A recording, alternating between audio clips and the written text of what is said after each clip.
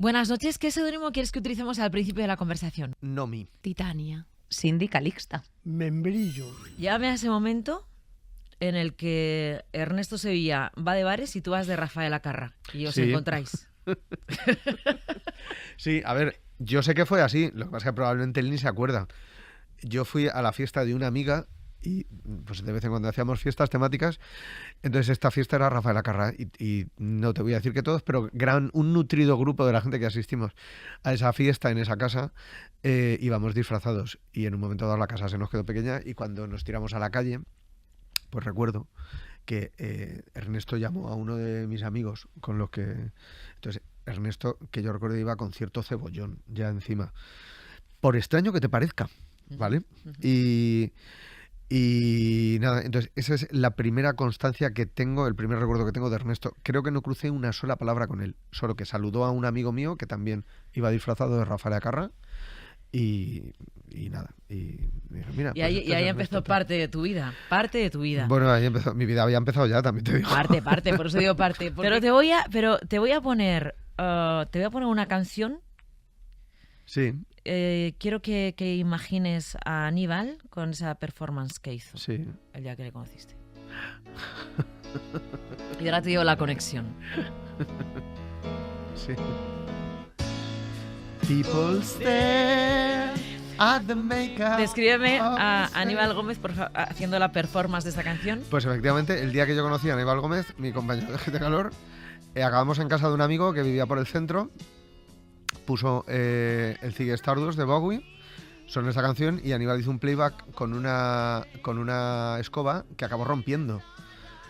Claro, no pude sino quedarme prendado de esa persona, o sea, y fascinado absolutamente. ¿Sabes dónde está la conexión?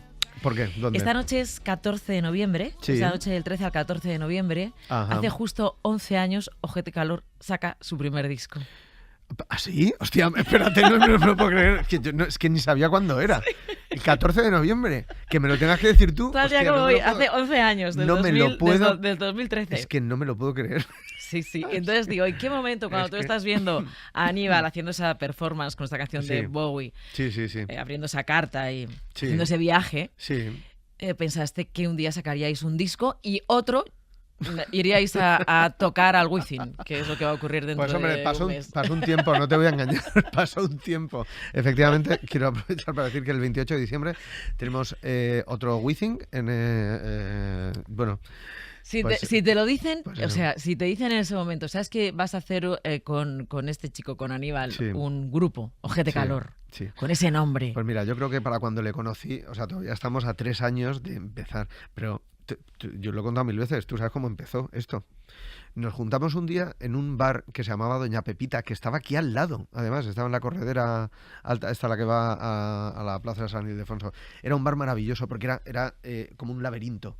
Era un laberinto enorme que zigzagueaba, eran muchísimos metros y a todo lo largo del laberinto había mesitas.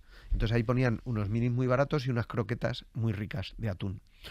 Entonces nos juntamos allí porque era un sitio muy barato y tal. Y recuerdo que un día, pues con toda la gente que nos juntáramos, yo estaba sentado al lado de Aníbal y teníamos en una servilleta, íbamos apuntando cuál era el mejor nombre que un grupo podría tener.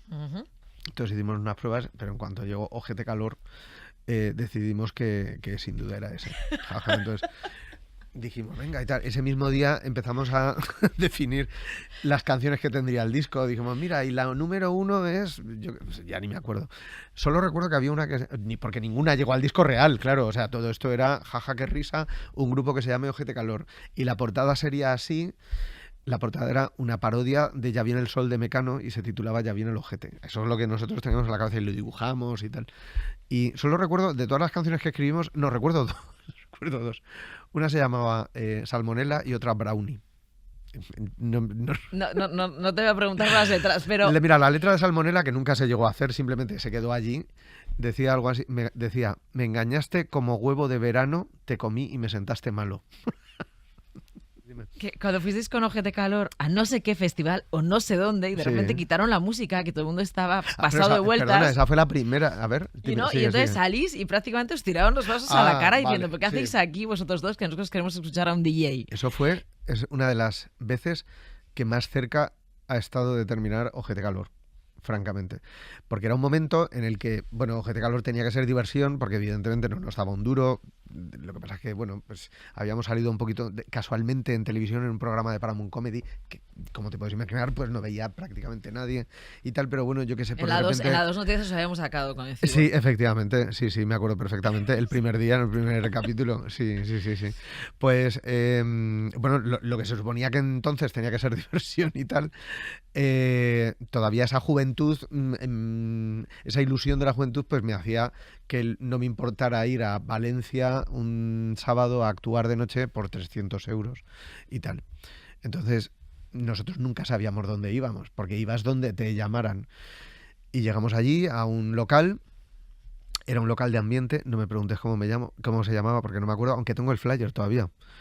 Y bueno, pues nada, nos dijeron, bueno, pues aquí ha venido La Prohibida, aquí ha venido Cristinita Percances, o sea, diferentes personas de género de tecnopop, como que habían hecho allí ya festivales y tal. Entonces nosotros teníamos que actuar a la 1.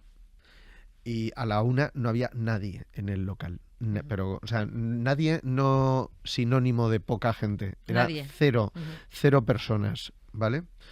Entonces, claro, nos dijeron, vamos a esperar un poco. Y entonces, pues esperamos un poco. Y entonces se fue llenando y tal. Era una discoteca, pues como del extrarradio y tal, donde la delincuencia se respiraba en el ambiente. Entonces, a las 3 de la mañana, alguien consideró que ya había suficiente gente como para que empezáramos el espectáculo o que teníamos que empezar ya, porque si no, ¿cuándo lo íbamos a hacer? Entonces, a toda la gente, a todos los jóvenes empastillados que estaban allí bailando bacalao, pues de repente les cortan la música y de repente ven salir en el escenario a 2 mamarrachos ataviados con aquellas pintas que llevábamos, y yo temí por mi vida, te puedo decir. O sea, era una violencia. O sea, de repente se oían más los gritos de la gente diciendo fuera, fuera, que a nosotros cantando. Nosotros, que cuando habíamos ido allí por la tarde habíamos dicho, qué divertido, y aquí vamos a decir esto y aquí vamos a decir lo otro. O sea, fuimos las 5 canciones que teníamos que cantar, una detrás de otra, pegadas, sin nada. Yo recuerdo ver a alguien desde la pista de baile haciéndole a Aníbal el gesto de te voy a rajar el cuello, ¿sabes? O sea, era tanta violencia, tan desasosegante, tal horror, que yo salí de allí, pero con un sudor frío terrible. Curiosamente, a la salida nos pidieron nuestro primer autógrafo. Carlos Ares decía, antes que decías que no te gustaba la gente cuando hablábamos de la playa, ¿cómo llevas el éxito de La que se avecina? Pues mira, como es mi primera vez en el mainstream, yo creo que ya me tocaba. Entonces, bueno, sí, evidentemente te reconoce más gente por la calle, que en realidad no saben cómo me llamo ninguno. O sea, la gente que me reconoce por La que se avecina me llama Agustín. Eso lo tengo asumidísimo.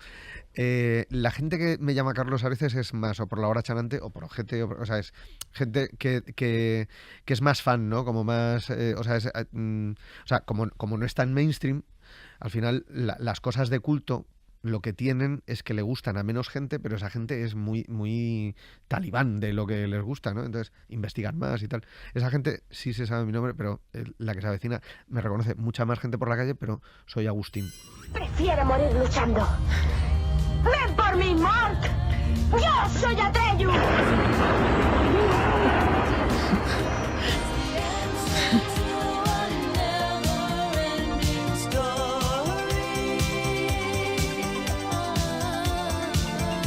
Qué fuerte. Yo me emociono con esto, o sea, solo de oír la banda sonora y las voces. Yo soy Bastián. Tú eres Bastián. Sí, yo soy Bastián. ¿Que crees en fantasía? Sí. ¿Crees que hay un lugar que se llama fantasía? Creo... Sí, fíjate, te he dado un seudónimo fantástico. Que te lo he preguntado. Si puedo dar un seudónimo fantástico. Creo en la historia interminable. Creo que todo es una historia interminable y que uno de los grandes, o el gran mensaje de la historia interminable, que yo entendí entonces, era si no dejas de imaginar, cuanto más grande es la imaginación, todas las posibilidades del mundo crecen.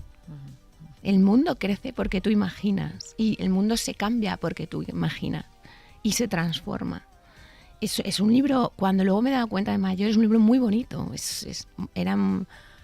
Y la película también, claro, la película yo la vi muy pequeña y para mí, porque lo he contado alguna vez, que yo me la creí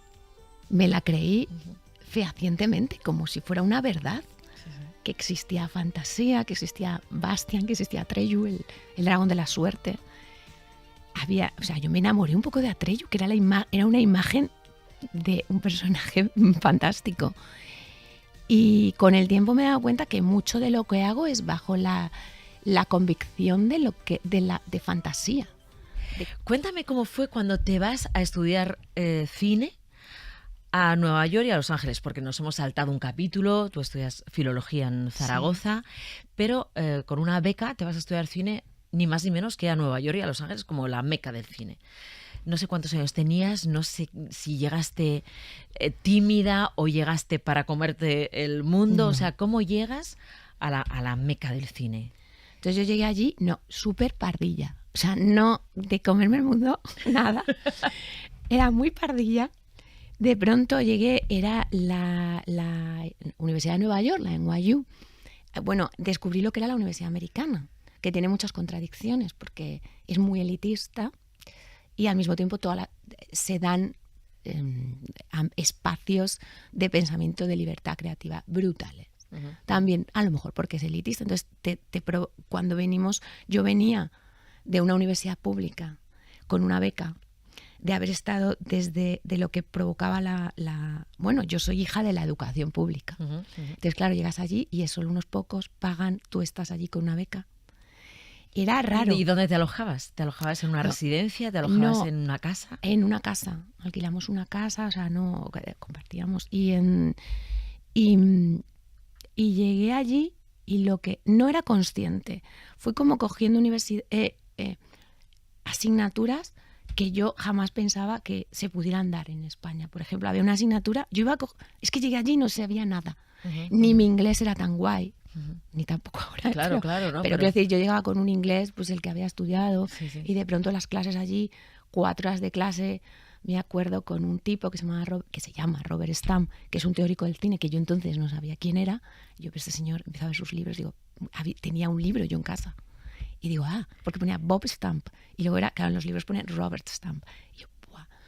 Ahí, 4 horas sobre cine brasileño. Y decía, madre mía, no, o sea, mi cabeza no podía asimilar tanta información en otro idioma.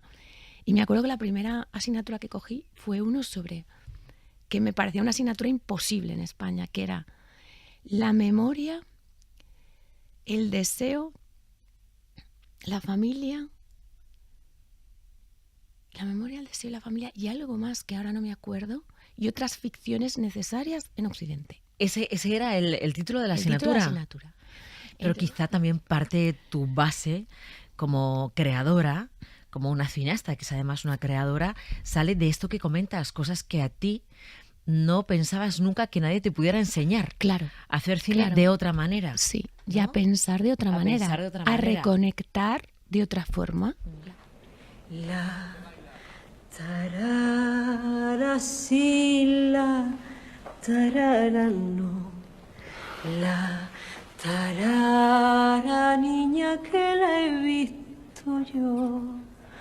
Tiene la tarara unos pantalones que de arriba abajo todos son botones. Soy yo. La voz de Inma. Es que La novia, yo creo que es una película tan lorquiana. O sea, está basada en Bodas de Sangre, pero es una versión libre. Pero todo lo que construyes es muy lorquiano. El ambiente, los personajes, por supuesto, la imagen de la propia película, la estética. O sea, te salió tan lorquiana. Es que Lorca yo creo que lo llevamos más en el ADN y hay una savia interna de los huesos que él dice, ¿no? Del tuétano. Yo hay algo de Lorca al leerlo como, bueno, de lo que es los poetas, pero es que Lorca hay algo que nos pertenece, porque yo siempre lo digo y viene alguien y dice, es que yo lo entiendo a Lorca. Y todo porque digo, es que Todos nos pero ¿cómo te entiende atreviste? O sea, eso lo pensaste mucho. ¿Cómo te atreviste? La verdad, sí, la pregunta es esa. No lo piensas mucho, ¿eh? O sea, siempre el primer motor de una película es mucho más inconsciente. Y cuando estás dentro dices, madre mía, ¿dónde me he metido? Y con La novia ocurrió que yo pensaba que no iba a volver a hacer otra película. Yo pensaba que no iba a hacer más. Después de la primera. Después de la primera, la mía. me dijo Alex Lafuente, que fue el productor de La novia, me dijo, ¿qué querrías hacer? Y digo, bueno, pues como no haré más, porque esto es muy difícil y eso, voy a hacer más, quiero hacer, porque yo, si me dicen ahora, ¿no te quieres morir sin hacer Bodas de sangre de Lorca? Y se lo dije así, además. Digo, porque igual no hago más, quiero hacer a Lorca. Y esa era un motor muy básico. ¿Y ese ha sido el mismo motor cuando has hecho Teresa y cuando has hecho ahora La Virgen Roja? A ver, si va a ser mi última película, quiero a Teresa de Jesús. Si va a ser mi última película, quiero a Hildegard. Un poco sí, porque ¿cómo somos los seres humanos? Pero también creo que las mujeres somos muy así. Y es que igual no esta cosa impostora, todas estas cosas, igual no hago más. Igual se dan cuenta que no debo hacer más.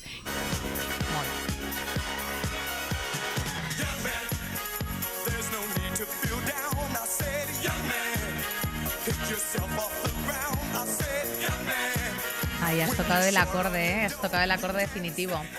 Porque fíjate, sin yo saberlo, bueno, esto es Caribe Mix 1998, era el disco que probablemente más escuché ese año. Me encantaba porque, claro, yo ahí podía, o sea, tener en cuenta que una niña tiene limitaciones. Una niña le dejan una mini cadena, pero claro, a lo mejor solo tiene 2 discos, o 3, o 5, o 10, pero no tienes 1.000.000. Pero este me gustaba especialmente porque además tenía como un baile ahí, claro, en el que yo digo, jo, qué divertido, qué diverso este indio, esta persona con gorra de pronto, este friki, este policía, no sé, era como muy, muy bueno. Y entonces casi que lo vinculo a Caribe Mix 1998, pero claro... 98, que tienes 6 años. 6 años, me lo llevo ineludiblemente, Mara, a la absoluta y profunda actualidad, donde yo conecto este baile con pues eso, mi Cuenca Club y todo mi mundo queer, que me parece muy divertido. Saber, es una canción ya que se baila evidentemente de forma irónica, que además se denostaba a través de ella muchísimo al colectivo LGTB, pero que me gusta mucho la reasignación que hemos hecho de esta canción. Me parece divertida y jocosa, eso es lo que te puedo decir. Vale, ahora llévame a cuando conoces a Andrea. O sea, Andrea y tú, de que a quien siempre llamas tu hermana, ¿no? Es tu hermana, es hija única, pero Andrea es tu hermana. ¿Cuándo os conocisteis? ¿Tú tienes como el primer recuerdo de Andrea y de ti? Hombre, por supuesto, pues estoy entrando yo en el IES Arquitecto Ventura Rodríguez en el año 2003, en septiembre del año 2003 sería. Y bueno, yo venía de un curso anterior un poco pues más apartada a lo mejor, o sin terminar de encontrar un grupo de amigos como más sólido, y en una búsqueda absoluta por la identidad que todos los adolescentes yo creo que tenemos cuando tenemos 13 años, 14 años. Y entonces yo cruzo el umbral de la puerta del instituto diciendo, madre mía, día de presentaciones, segundo de la ESO, a ver qué curso me toca, santo Dios, claro, hay gente con la que evidentemente quieres evitar coincidir. O sea, que quieres evitar coincidir. Y entonces pues me encuentro con una chica que va vestida muy similar a como iba yo. Yo iba con una camiseta de los Ramones, un pantalón verde así como militar, y veo que una chica va con un pantalón verde militar y una camiseta que pone Punk Queen, que no había visto yo nunca antes. Yo creo que era más o menos de mi edad, con unos brackets visibles, así todo el pelo en el frente de la cara, y cojo, me acerco y digo, ¡coño, una punky! Así. Le digo, una punky, y me echo encima de ella. Dice, y yo le digo, buenas, soy Inés, ven, te voy a enseñar el instituto. ¿A qué clase vas? No sé qué, no sé cuántos. Entonces, como que la hice yo ahí un poco de, pues no sé, como de host del instituto, para enseñarle dónde estaban los baños, dónde se podía fumar, cuál era... O sea, tú cuando la viste querías que fuera tu amiga. Yo ahí dije, vamos vestidas igual, deberemos de ser mejores amigas. Claro. Inés, ¿por qué estudias Derecho? un poco por complacencia, yo creo, a mis padres. Estudio Derecho sin ningún tipo de gana, la verdad. Vuelvo de Londres, yo me fui a hacer el Erasmus del pobre, o sea, empecé Historia del Arte en la Complu, llego a un segundo año, paso el tercero a la UNED, no lo termino, ese tercer año es cuando me voy a Londres a trabajar para aprender inglés. En un pub irlandés, tú imagínate, claro, que vas a aprender, pues, can I get some water, can I get, ¿sabes? O sea, al final, hacer 3 frases mal hechas, pero bueno, exprimí un poco la experiencia, el Erasmus del pobre, y luego después volví, y tuve que volver como un poco, claro, o sea, mis padres siempre me han validado mucho a través de lo académico, entonces, claro, para ellos era como que yo...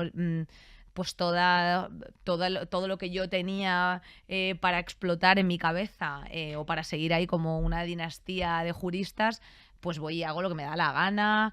Esta niña que hace de manifestaciones, con esas pintas, con heavies, con el pelo por la cintura, y no era ningún desafío histérico, o sea, era una búsqueda de la identidad que se, pues traduce en eso, y entonces, pues Derecho yo lo hago un poco... porque a mí, ante todo, Mara, me gusta tener la fiesta en paz. También coger la carrera con 21 años no es lo mismo que cogerla con 18, parece que no, pero esa cadencia de 3 añitos te da media perspectiva de las cosas, entonces pues de pronto asientas movidas. Yo que estaba currando, pues el derecho laboral me atraviesa como al corazón, entonces, bueno... Me resulta práctico, pero no desde luego ni vocacional, ni pasional, ni soy una persona que a día de hoy desarrolle ¿Es verdad que por 2 créditos no te dieron una beca y tuviste que pedir dinero? Correcto. ¿A quién? Pues a un ex. Le tuve que pedir dinero a un ex que me lo pagó, y cuando yo hice mi primera campaña de publicidad, se lo devolví. ¿Y cuánto era? ¿No te acuerdas? 2.000 pavos. 2.000 euros. Sí, 2.000 euros. ¿Y era tu ex en ese momento? Era mi absoluto y profundo ex, y me dijo, da igual, no, y yo le dije, no, hombre, que va a dar igual. Has sido muy honrado, te lo agradezco, te agradezco esta condonación, pero no, yo me quedo más a gusto haciéndote una transferencia. ¿Y no quisiste pedirlo en casa? El dinero a tus padres. No, porque ya entonces no me hablaba con ellos. Entonces no tenía otra forma, era eso, cargarme la carrera. Entonces ya cuando estuve en tercero y en cuarto de carrera... Y en el máster de la abogacía, pues ya eso fue todo por mi cuenta, sin su apoyo, sin su conocimiento. Y ya dije, ahora esto me va a servir a mí para yo poderme proteger en un futuro de la gente que no tenga ningún sentido. Entonces, bueno, pues haremos de esto una profesión como se pueda. ¿Qué pasó cuando te ficha Televisión Española? Pues es que ya, claro, pasa un tramo tan amplio, pues que me cago la pata de abajo, Mara. Pero, ¿sabes lo que pasa? Que, claro, yo soy una persona que sabe moverse muy bien por el hielo. Entonces, he trabajado siempre con la proyección de la seguridad. O sea, yo siempre he tenido esta personalidad. No es una cosa... O sea, obviamente, pues he sido siempre redichilla, he sido una persona que se ha interesado por cuestiones que le rodeaban en su entorno, más allá del umbral de la puerta. He leído, he hecho cosas... Y eso era mi personalidad. Entonces, cuando Televisión Española confía en mí para presentar, por ejemplo, pues Gameplays, ¿sí? Pues yo digo, esta es la mía. Entonces, para mí, casi que todos los regalos que me ha hecho lo público lo tengo que devolver en forma de público. No sé si me explico. O sea, si a mí Televisión Española me ofrece un proyecto tal como presentar de la mano de Storylove, que es con quien desarrollamos Gameplays, una mesa de debate, hay que representar ahí a lo público. Entonces yo como me lo tomo casi una cosa personal, en plan de lo público tiene que devolver algo público, ¿sabes? O sea, tú tienes que hacer un servicio público aquí. Eso es como yo entiendo la televisión. española, la pública. Española, sí, claro, española. La radio pública. Española, la pública, la exacto. que pagamos todos, sí. Y de igual forma entiendo el entretenimiento público. Tiene que ser diverso, tiene que ser bueno, pues lo más plural posible, ¿no? Entonces, pues yo me muero de la ilusión y a veces siento, pues hombre, que en un país de 43 millones de personas tú seas la afortunada para poder dar un salto de una oficina que cobras 1.047 euros al mes a poder vivir de una cosa que te gusta, que te interesa, que te apasiona. Joder, pues es que sigo viviendo un poco de ese sueño. O sea, Mara, yo soy una persona muy privilegiada, muy afortunada y que no le cuesta estar en un estudio, sea la hora que sea, porque a mí esto es lo que me gusta hacer y de verdad no me cuesta. Entonces tengo el privilegio de que encima puedo recibir dinero de ello.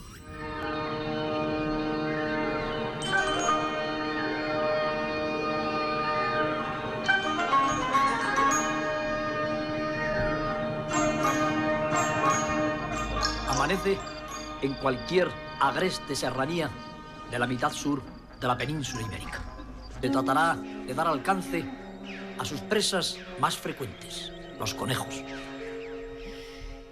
¿Qué le enseñó Félix Rodríguez de la Fuente a Miguel Delibes de Castro? ¿Qué te enseñó Félix Rodríguez de la Fuente o qué aprendiste con él o qué relación tuvisteis?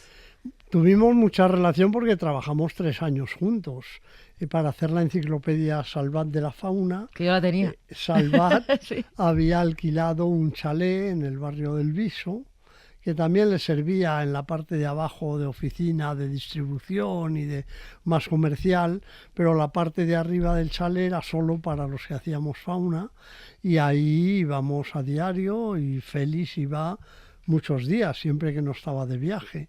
Y entonces establecimos muy buena relación, yo creo que nos teníamos mucho aprecio mutuo, pero particularmente a mí me enseñó cómo contar las cosas.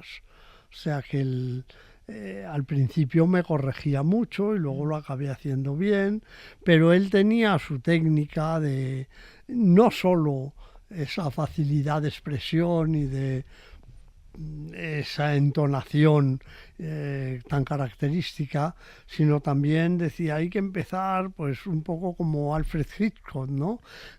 Presentando como un problema, una intriga, aunque sea muy pequeñita, y luego ir dejando pistas, pero hasta el final no hay que resolverlas para intentar captar la atención y cosas de estas. ¡Ah, qué ¿no? bueno! Claro, y esto, claro. Sí, sí. Pues lo aprendí con él y luego estuve 3 años escribiendo fascículos de animales, con lo cual pues me solté mucho a escribir, claro. ¿no? Es un poco la traducción del lenguaje académico a un lenguaje popular, a que la gente lo entienda, a que lo entienda como las historias que tienen que ver con nosotros. Sí, en mi caso fue un poco al revés, porque yo no era científico, yo no era nada académico. Fue el mismo día que acabé la carrera, el día que hice el último examen, recibí la llamada de una secretaria de Rodríguez de la Fuente para ofrecerme trabajar con él. Sí. En estos 20 años, ¿has notado claramente los efectos del cambio climático? Hablabas del lucio del membrillo, que ha llegado a estar seco y con unos cuantos charquitos, o seco del todo. Eso en muy poco tiempo, en apenas 2 décadas. Sí, a mí me llama mucho la atención. No, yo he estado en Doñana 50 años. Sí, o sea, sí, claro, desde los 70, lo claro. que comparo yo interiormente, para mí íntimamente, es hace 50 años y ahora. Eso, es lo que ha pasado en 50 años. Sí. ¿No? Realmente, si tengo que poner un cambio más reciente, serían los últimos 10 o así, donde se ha acelerado mucho el proceso de calentarse y secarse Doñana. Pero sí que ha cambiado desde hace 50 años. Lo he comentado no hace mucho, cuando yo viví en el Palacio de Doñana, que es dentro de Doñana, en los 70, la temperatura media anual era unos 16 grados y medio, así, no llegaba a 17. Y en 2023 ha sido 19,3.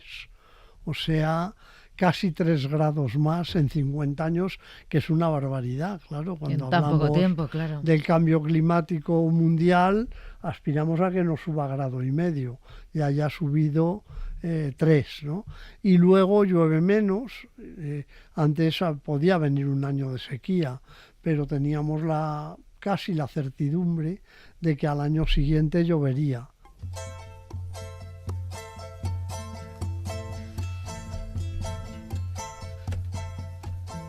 Gracias a la vida que me ha dado tanto, me dio 2 luceros que cuando los abro, perfecto distingo lo negro del blanco. Este libro publicado por Destino, el subtítulo es La naturaleza indispensable. Dice, recordemos que solo un año después de componer Gracias a la vida, esa celebración de la existencia, Violeta Parra se suicidó. Algo de lo que recibía de la vida falló y decidió que no merecía la pena seguir. Destruyendo la naturaleza, la humanidad está en trance de suicidarse también, aunque nos cueste admitirlo y ocurra muy a nuestro pesar. Bueno, me conformaría con que después de leer este libro la gente se diera cuenta de que la naturaleza está haciendo cosas, que nos rodea y hace cosas que nos vienen bien y algunas mal. Hemos puesto el énfasis en 2000 años o 10.000 años o más en las que nos hacen mal. Por eso decimos que malos son los mosquitos, que malos son los microbios, que malos son, sin considerar que la mayoría son buenos y los necesitamos, que malos son en general unos pocos, ¿no? A mí me gustaría que se hablara más de naturaleza en este sentido, explicando no solo que es bonita, como puede ser un escenario en un teatro, que dices, qué bonito es el atrecho, qué bien está hecho, sino que son actores que están haciendo cosas. Esto me lo ha dicho un lector del libro y me conmovió. Claro, claro. Digo, es que ahora voy al campo y digo, ese árbol ahora está liberando oxígeno que luego voy a respirar yo.